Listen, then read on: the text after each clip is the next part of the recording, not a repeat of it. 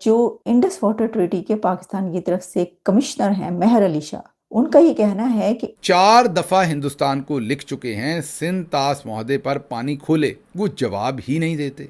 Exactly Bharat ने ignore कर दिया। भारत ने पाकिस्तान के किसी एक खत का जवाब भी नहीं दिया।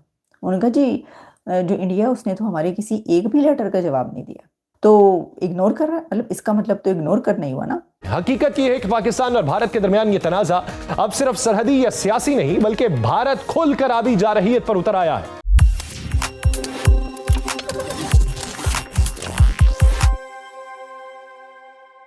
नमस्कार दोस्तों, ताजा खबर के एक और नए वीडियो पर आप सभी का फिर से स्वागत है। दोस्तों, पाकिस्तान के इंडस वाटर कमिश्नर का कहना है कि पाकिस्तान ने 4 बार भारत से पानी खोलने की गुहार लगाई, मगर भारत हमारी बात नहीं सुन रहा। ये सुनते ही पाकिस्तानी क्या कह रहे हैं, देखिए आगे इसी वीडियो में। अगर वीडियो पसंद आए तो लाइक करें, शेयर करें और अपनी राय कमेंट में जरूर बताएं। और ऐसी ही दिलचस्प खबरों के लिए हमारे चैनल को सब्सक्राइब करना बिल्कुल न भूलें। फिर मिलेंगे अगले वीडियो में, तब तक के लिए धन्यवाद। जय हिंद, जय भारत। 4 दफा हिंदुस्तान को लिख चुके हैं सिंध तास महोदय पर पानी खोले, वो जवाब ही नहीं देते। आप दुरुस्त सुन रहे हैं। ये कमिश्नर मेहर अली शाह, जो सिंध तास महोदय और इंडस वाटर कमीशन जिसे कहते हैं अंग्रेजी में, उसके मामलात को देखने वाले जो कमिश्नर हैं पाकिस्तान से, मेहर अली शाह, वो कहते हैं कि 4 दफ़ा हिंदुस्तान को लिख चुके हैं कि वो सिंध तास महोदय पर हमारा पानी खोल दे, वो जवाब ही नहीं देते।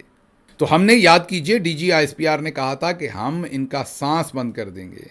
अभी हाल ही में मुसद्दिक मलिक साहब ने कहा था कि हम इनके हाथ काट देंगे, और उससे पहले समर मुबारक मान साहब ने कहा था कि 2 बटन हैं दबाने हैं तो इनके डैम शैम उड़ जाने हैं। लेकिन हमने वो सारे काम करने के बजाय 4 दफ़ा उनकी मिन्नत समाजत की है, ख़त लिखा है, लेकिन वो हमें जवाब नहीं दे रहे। और अब जो मेहर अली शाह हैं, कमिश्नर इंडस वाटर कमीशन, वो कहते हैं कि वो हमें जवाब नहीं देते। तो एक तरफ ये सूरत हाल है, दूसरी तरफ ज़रा सुनिएगा, शहला रज़ा साहबा ने स्टेटमेंट दी है, जो सिंध में पाकिस्तान पीपल्स पार्टी की अहम रुकन है। वो कहती हैं कि भारत हमारी ज़राअत और इंसानी ज़िंदगी का कत्ल कर रहा है, इससे सबसे ज़्यादा सिंध मुतासर होता है। पाकिस्तान में पानी की इतनी कमी है कि सिंध में जो खरीफ की फसलें हैं, जैसा कि कपास, टमाटर, गन्ना वगैरह, जून से पहले पानी की 40% कमी थी। जब से जून शुरू हुआ उसके बाद जून के दूसरे हफ्ते से अब 50% कमी है। मतलब इंडिया ने पाकिस्तान का 50% पानी कम अज़ कम शहला रज़ा साहबा के, जो एक हुकूमती रुकन है, उनके बयान के मुताबिक इंडिया हमारा 50% पानी रोक चुका है। लेकिन हम हाथ काटेंगे, हम सांस रोकेंगे, तो अभी गे का सीगा है। तो अभी हम हाल वक्त में क्या कर रहे हैं? हाल वक्त में हम जो शौकत नवाज मीर हैं, उनको कहीं नंगा करके उनकी फिल्म बना रहे होंगे, उनको मार कुटाई कर रहे होंगे। अच्छा, बल्कि पहले तो मैं ये पूछना चाहूंगी कि अभी तो कल परसों नरसों 3 दिन के अंदर 3 मिनिस्टर्स की जो हैं वो दबके और धमकियां चले थे कि जी ईंट का जवाब पत्थर से देंगे, हम दांत तोड़ देंगे, हम हाथ तोड़ देंगे, हम उखाड़ लेंगे, हम पछाड़ लेंगे, जिसमें मुसद्दिक मलिक से लेकर इसहाक डार और फिर उससे पहले ख्वाजा आसिफ तक, और अब बिलावल भुट्टो ने भी धमकी दी थी। अच्छा, वैसे तो इन सब में बिलावल भुट्टो की सबसे पहले धमकी आनी चाहिए थी, लेकिन उनकी धमकी जो वो अब आई। तो बिलावल भुट्टो ने भी वार्न कर दिया है इंडिया को, पानी अगर रोका तो तुम्हारा जीना बंद कर देंगे, जीना हराम कर देंगे, तुम्हारा नाटका बंद कर देंगे, ये कर देंगे, बम मारेंगे डैमों पर, ये करेंगे। मतलब यकीन करें, जितनी खाली खुली धमकियां आप इतने दिन से दे रहे हैं, तो वो कमिश्नर ये बता रहा है कि हम तो लेटर पे लेटर, चिट्ठी पे चिट्ठी उन्हें लिख लिख कर थक गए हैं, वो उसका जवाब ही नहीं दे रहे। भैया अंदर खाने चक्कर क्या है? मतलब एक लेटर जाता है तो साथ ही आपकी धमकी आ जाती है, फिर दूसरा लेटर जो है जाता है रिक्वेस्ट का, फिर आपकी धमकी इधर से आ जाती है, उधर से कोई जवाब ही नहीं जा रहा। तो मतलब ये देखे ना, ये अंदर खाने क्या हो रहा है कि भाई प्लीज पानी खोल दो।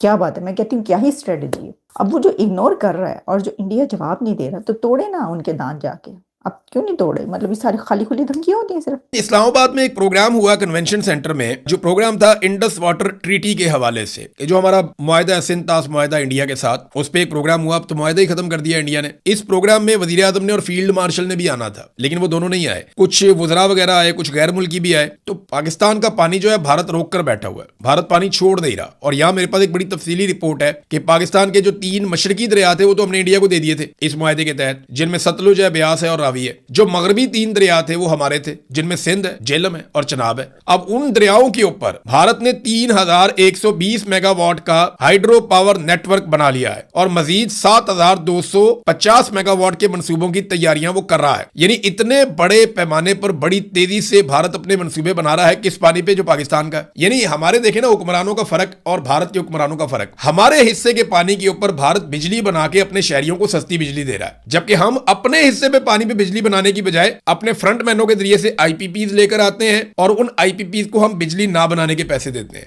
अंदाजा करें तो तरक्की कौन करेगा? हम कैसे तरक्की करेंगे? हमें तो एक तो बिजली मिलती नहीं है। तो नाजरीन, इंडिया हमारे पानियों को रोक रहा है और हमने अभी तक उनका सांस नहीं बंद किया। यानी हमारा दावा है कि हम तुम्हारा सांस बंद कर देंगे, तो अभी तक इंडिया का सांस नहीं बंद किया। वहां से आने वाले पानी को बांध के भारत कंट्रोल कर रहा है। हालांकि हम ये कहते थे कि कश्मीर पाकिस्तान की शारक है, आधी शारक पे तो पहले ही आधी से ज्यादा शारक पे इंडिया का हाथ है, बाकी जो रह गई है उस पर हमने लड़ाई डाल दी है और वहां से जो पानी आता है उसको इंडिया रोकना शुरू हो गया है। तो ये पाकिस्तान के लिए अलार्मिंग सिचुएशन है। इसमें पाकिस्तान की हुकूमत को, पाकिस्तान की एस्टेब्लिशमेंट को, क्योंकि अभी इकट्ठे ही काम कर रहे हैं ये लोग, पूरा जोर लगाकर काम करना चाहिए। दुनिया भर के ममालिक में इस मामले को उठाना चाहिए, यूएन में जाके उठाएं, हर फोरम के ऊपर इस मामले को उठाएं। और अगर आपको कहीं सख्ती करके, नरमी करके, कुछ भी करके, आपको डिप्लोमेसी करके अपना पानी खुलवाना है, जैसे भी हो, और इंडिया से अपने पानी का हक हर हाल में आपने वापस लेना है। पाकिस्तान के साथ ये सिंध-तास मुआहदे की मुअत्तली करके पहले ज़बानी तौर पे, फिर इक़दामात की सूरत में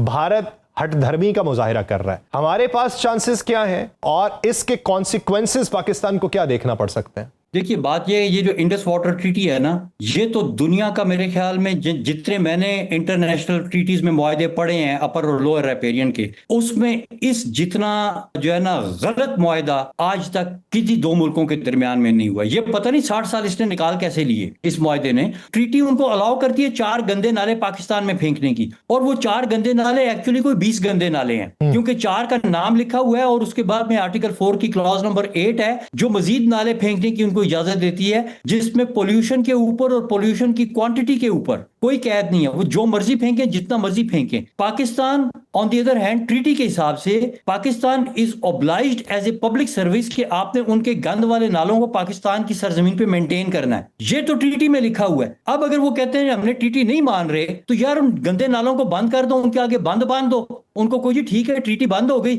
अब ये गंद हम आपसे नहीं लेंगे। और देखिए, ये एक मॉरल क्वेश्चन बनता है इस वक्त के डिसीजन मेकर्स के लिए। आपके जो पुराने डिसीजन मेकर थे जिन्होंने 60 साल पहले ये गंद लेने का के ऊपर सिग्नेचर कर दिए, शायद उनको पता भी नहीं था कि कितना गंद आएगा, लेकिन आज वालों को तो पता है ना कि कितना गंद आया है उससे और कितना आ रहा है, और उसके इंपैक्ट्स भी पता है। कितने लोग बीमार हो रहे हैं साउथ पंजाब में, जिगर की बीमारियां, आंखों की बीमारियां, गुर्दे की बीमारियां, पता नहीं क्या क्या हो रहा है लोगों को। बच्चे जो हैं वो स्टिंट ग्रोथ का शिकार हैं उधर। तो क्या आज के डिसीजन मेकर भी वही फैसला करेगा? ये एक बहुत बड़ा मॉरल क्वेश्चन है हमारे डिसीजन मेकर्स के ऊपर कि क्या वो चाहते हैं कि वो गंदे नाले आते रहें। खत्म, bye bye, tata, goodbye, गया।